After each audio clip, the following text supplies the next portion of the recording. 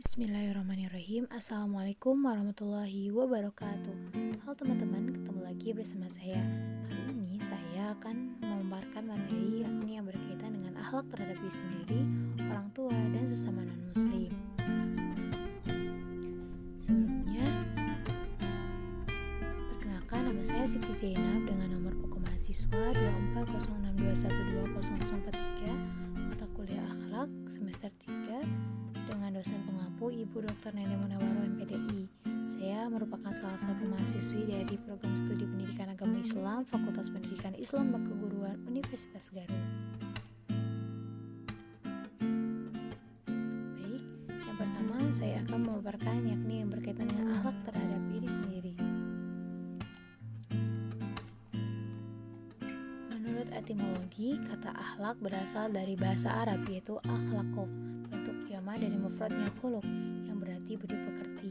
Sedangkan menurut terminologi, kata budi pekerti adalah perpaduan dari hasil rasio dan rasa yang bermanifestasi pada karsa dan tingkah laku manusia. Kita sebagai manusia, yakni makhluk Allah yang mempunyai kewajiban terhadap dirinya sendiri, namun bukan berarti kewajiban ini lebih penting daripada kewajiban terhadap Allah, dikarenakan kewajiban yang pertama dan utama bagi manusia adalah mempercayai dengan keyakinan dan sesungguhnya bahwa tiada Tuhan selain Allah.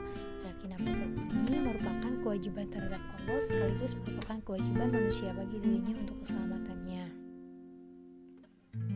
Nah, maka dalam hal ini diri manusia mempunyai dua unsur, yakni ada jasmani atau jasad dan rohani atau jiwa. Selain itu, manusia juga dikaruniai akal pikiran yang membedakan manusia dengan makhluk Allah yang lainnya. Tiap-tiap unsur memiliki hal di mana satu dan yang lainnya mempunyai kewajiban yang harus ditunaikan untuk memenuhi haknya masing-masing. Nah, kita harus adil dalam memperlakukan diri kita dan jangan pernah memaksa diri kita untuk melakukan sesuatu yang tidak baik atau bahkan membahayakan jiwa. Ada macam-macam akhlak terhadap diri sendiri. Yang pertama, ada akhlak terhadap jasmani, yakni meliputi senantiasa menjaga kebersihan, di mana menurut Islam kebersihan adalah sebagian daripada iman. Oleh karena itu, kita wajib menjaga kebersihan. Yang kedua, menjaga makan dan minumnya. Makan dan minum merupakan kebutuhan vital bagi tubuh manusia.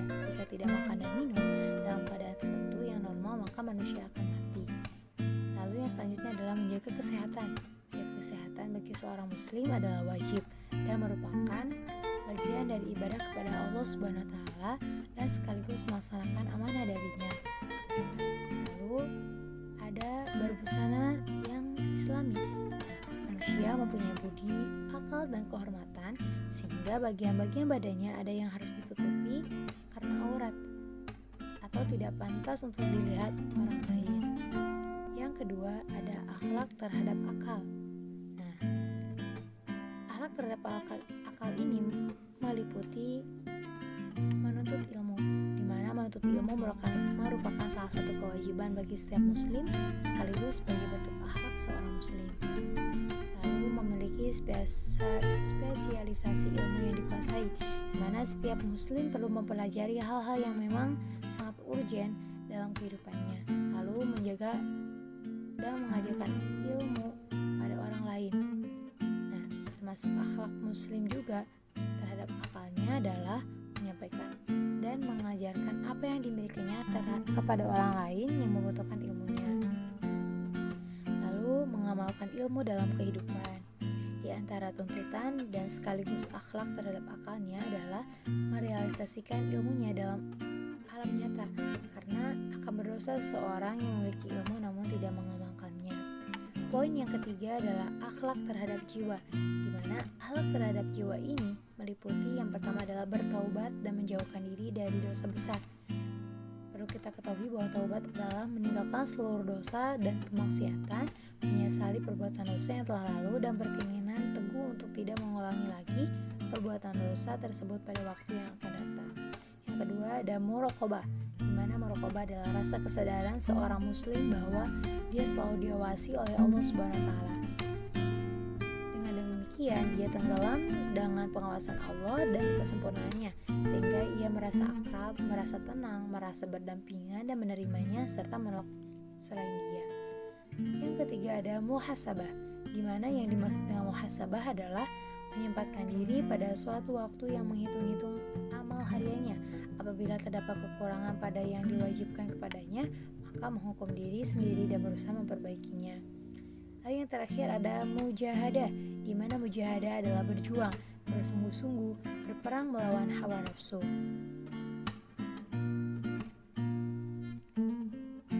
Nah, bagaimana sih cara memelihara akhlak terhadap diri sendiri? Yang pertama ada sabar, yang kedua ada syukur, lalu bertawadu atau rendah hati, sidik atau jujur, amanah atau dapat dipercaya, istiqomah,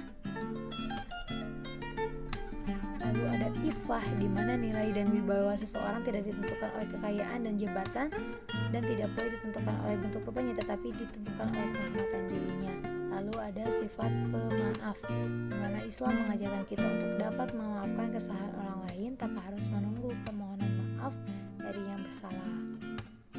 Lalu apa saja sih manfaat akhlak terhadap diri sendiri? Jika dilihat dari akhlak terhadap jasmani, manfaatnya adalah jauh dari penyakit, kebersihan tubuhnya menjadi sehat dan selalu bugar, menjadikan badan kuat dan tidak mudah lemah.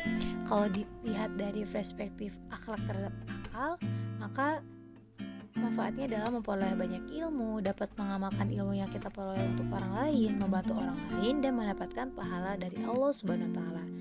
Dan jika dilihat dari akhlak terhadap jiwa, maka manfaatnya adalah selalu dapat atau selalu dalam lindungan Allah Subhanahu wa taala, jauh dari perbuatan yang buruk, dan selalu ingat kepada Allah Subhanahu wa taala.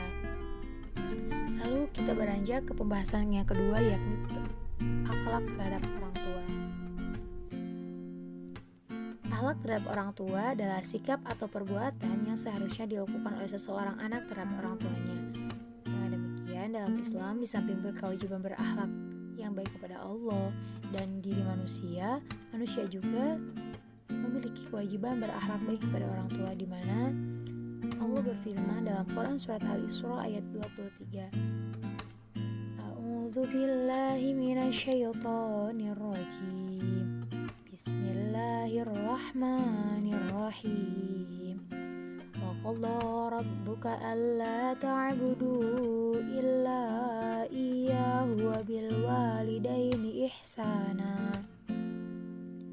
Imma yablughanna indakal kibara ahaduhuma aw kilahuma fala taqul lahuma uffin wala tanharhuma wa qul lahuma qawlan karima. Ya, dan Tuhanmu telah memerintahkan supaya kamu jangan menyembah selain Dia, dan hendaklah kamu berbuat baik kepada ibu bapakmu dengan sebaik-baiknya.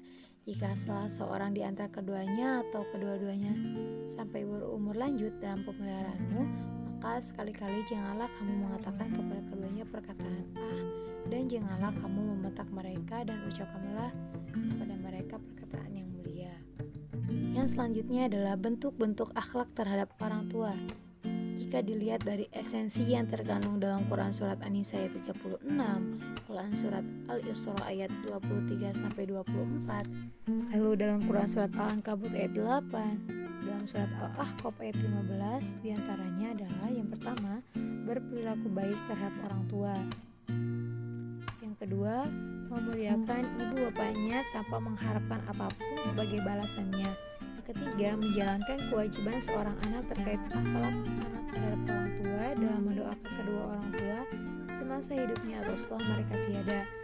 Lalu menjauhi larangan Allah Subhanahu wa taala yang berkenaan dengan durhaka terhadap orang tua, dan menunaikan hak-hak orang tua dan kewajiban terhadap mereka selagi tidak dalam rangka mempersekutukan Allah Subhanahu wa taala. Pembahasan yang ketiga yakni tentang akhlak terhadap non-muslim. Nah, perlu kita ketahui bahwa akhlak terhadap non-muslim itu meliputi perbuatan baik, amal, kasih sayang, perlindungan, dan penghormatan kepada non-muslim, dan eksistensi agamanya. Sekali lagi, apa yang harus direalisasikan muslim dari agama Islam secara luas kepada seluruh umat manusia ialah akhlak.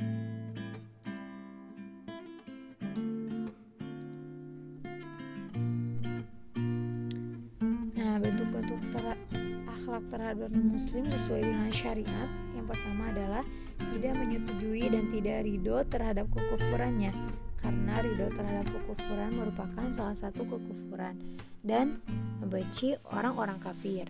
Lalu tidak mendahului orang kafir dalam mengucapkan salam. Jika orang kafir tersebut mengucapkan salam terlebih dahulu, maka cukup dijawab dengan waalaikum. Yang ketiga, tidak memberikan wala atau kedekatan, loyalitas, kesetiaan, dan kecintaan kepada orang kafir. Yang keempat, bersikap adil dan berbuat baik kepadanya selama orang kafir tersebut bukan kafir muharif atau orang kafir yang memerangi kaum muslimin. Lalu yang kelima adalah mengasihi orang kafir dengan kasih sayang dan bersifat umum, seperti memberi makan jika ia lapar, memberi minum jika ia haus, dan mengobatinya jika ia sakit. Yang selanjutnya adalah tidak mengganggu harta, darah, dan kehormatan selama dia bukan kafir muharib. Lalu boleh memberikan hadiah kepadanya dan boleh juga menerima hadiah darinya, serta diperbolehkan memakan daging sembelihan ahli kitab.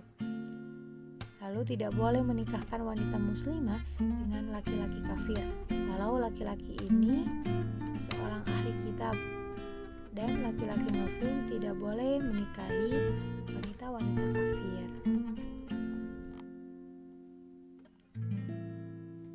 Nah, inilah beberapa adab yang berkaitan dengan orang-orang kafir. Lewat paparan singkat ini, kita mengetahui bahwa sikap adil yang diajarkan agama Islam dalam menyikapi orang-orang kafir. Baik teman-teman, mungkin hanya sekian yang dapat saya sampaikan. Semoga apa yang saya sampaikan menjadi suatu pelajaran dan dapat bermanfaat bagi teman-teman sekalian. Billahi taufiq wal hidayah. Wassalamualaikum warahmatullahi wabarakatuh.